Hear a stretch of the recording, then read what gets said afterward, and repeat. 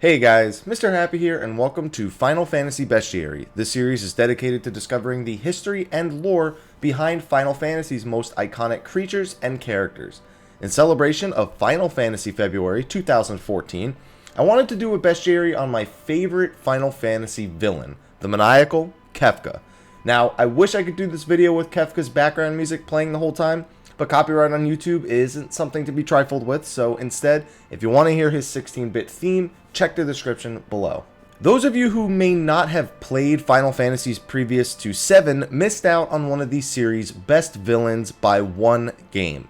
Kefka Palazzo is the main antagonist of Final Fantasy VI and is generally considered to be one of Final Fantasy's best villains, hell, one of the best video game villains of all time. This extremely high praise comes from many angles. His attitude is downright crazy, he has no regard for human life, he finds the sounds of people screaming in pain pleasurable, and he's one of the few villains to actually succeed in his plans for the most part, destroying the world as everyone knew it and becoming the god of magic. Oh, and not to mention, he has the best 16-bit laugh anyone has ever heard. Kefka himself takes on the appearance of a court jester, complete with a multicolored suit of red and yellow, with the occasional mismatched color. His face is covered in white paint with red around the eyes and the lips, and his hair is blonde and it's tied back into a ponytail. Now his appearance matches his personality, as he is quite flamboyant.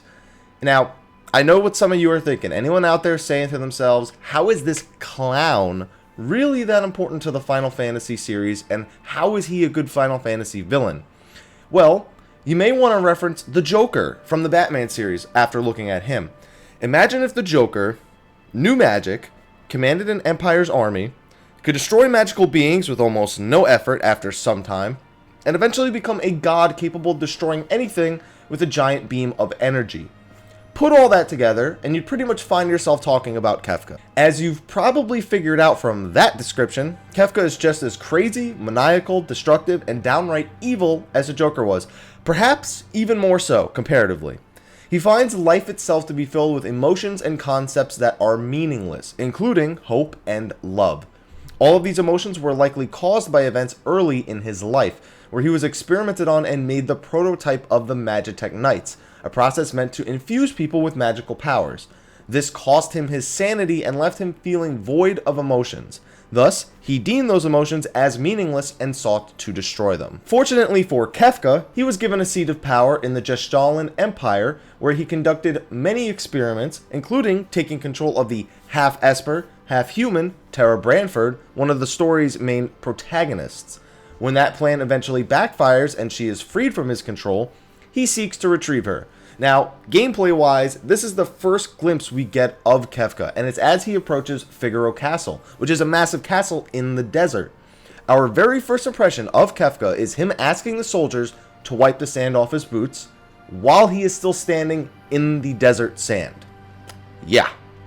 When denied access to check the castle for Terra, he immediately decides to set it on fire, no problem. While the castle submerged under the sand, Terra and company do escape and leave Kefka behind. At this point, it's almost hard to believe this guy will eventually become the big baddie of the game. He's already shown that he's funny to watch, which is uncommon at this point in a Final Fantasy villain. He's determined to succeed, something that he at least does share with most Final Fantasy villains from 1 to 5. And he's downright nuts. And it only gets better as we move on. Eventually, Kefka ends up involved in the siege of Doma Castle, where he has plans to poison the water and kill everyone inside. General Leo, the commanding officer of the siege, wants minimal casualties, the opposite of what Kefka's trying to do. But as soon as he is called away, Kefka immediately dumps the poison and laughs as he hears the screams of the people inside as they die one by one. Hundreds upon hundreds of screams. It is music to his ears. Now, you can start to see that he's not only evil, but he really does have no regard for human life. Kefka is seen once more attempting to capture the Esper Veligermanda, whom freed Terra from Kefka's control at the start of the game, though he is unsuccessful. However, every appearance of Kefka after this becomes closer and closer to showing his actual threat to the world. At this point, you've encountered him a couple of times, you've actually gotten to fight him a couple of times, and he's been a relative joke. He's either fleed or been beaten with extreme ease, some would say. However, later in the game, he is shown torturing espers and absorbing their powers one by one. Eventually, he draws out even more espers from their home in another dimension, which is accessed through Esper Cave, and continues to absorb more and more, continuing to gain power by the minute. All of this is fuel to his plan to restore the Warring Triad, a trio of statues that represent the gods of magic. He eventually raises the floating continent in the world of balance, which is the regular, normal world that everybody lives in. He takes control of their power atop the floating continent and kills the Emperor before turning his attentions on the protagonists. He shifts the Triad out of position, which causes a bit of problems to start stirring. It causes a massive imbalance of magical energies in the world. Shadow attempts to correct it while the rest of the party flees, but this event still causes what most players know as in Final Fantasy VI, the end of the world. Essentially, it turns the world of balance into the world of ruin, with Kefka as the almighty god of magic on top of it.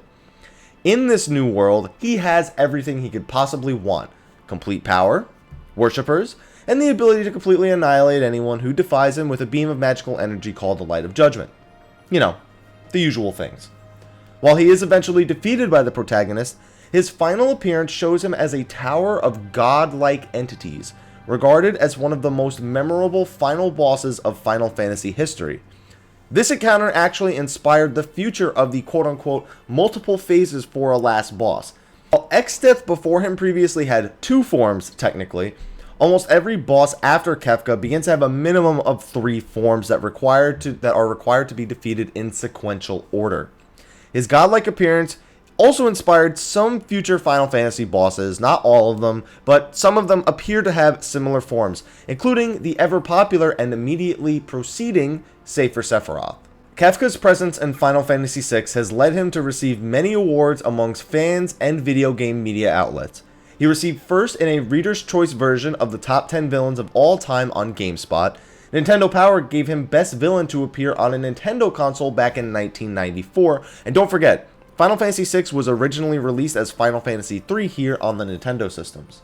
He eventually became their 3rd favorite Nintendo villain of all time in a 2010 issue of Nintendo Power. He was also given 3rd in UGO.com's Top 25's Japanese RPG characters.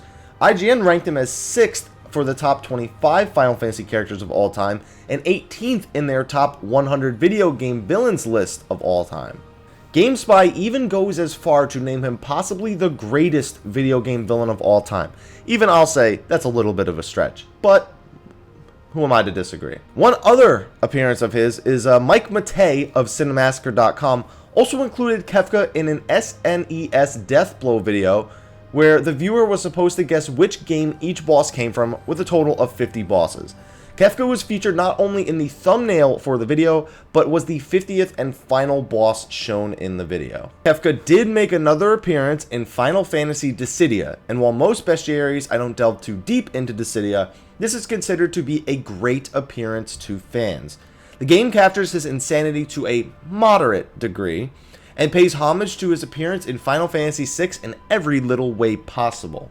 Almost all of his dialogue possesses references to the original game, and there are several references other characters have with him dialogue-wise as well. Did put a few extra bits on top of his old 16-bit laugh, and while that laugh forever rings in your head, this one wasn't bad at all. Of course, he does appear in Duodecim as well, with similar work put into his characters and references. So all in all, Kefka Palazzo is a villain we just wish we could see more of. Not in a Final Fantasy VI 2, don't get me wrong, I'm not going to suggest that, but we just wish his reign really didn't have to end. Oh well. Until Kefka appears in some other Final Fantasy game through some other means that we have no idea about, we'll just have to remember his laugh as it was. Awesome. Thank you for watching. Hopefully you enjoyed this video. If you did, please like, favorite, subscribe, and share for more Final Fantasy videos. Be sure to check out the rest of my channel where I do have Final Fantasy videos, a lot of Final Fantasy 14 stuff, some Final Fantasy 11 stuff. Be sure to check it out.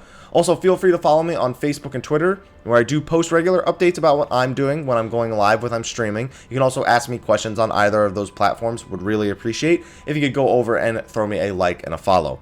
And of course, be sure to follow me on twitch.tv where I do stream. I stream Final Fantasy 14 for the most part, but I am doing a current streamathon where I stream as many Final Fantasy games as I can. I'm going to be streaming Lightning Returns on February 11th as well. So, anyway, thank you for watching, and until next time, take care.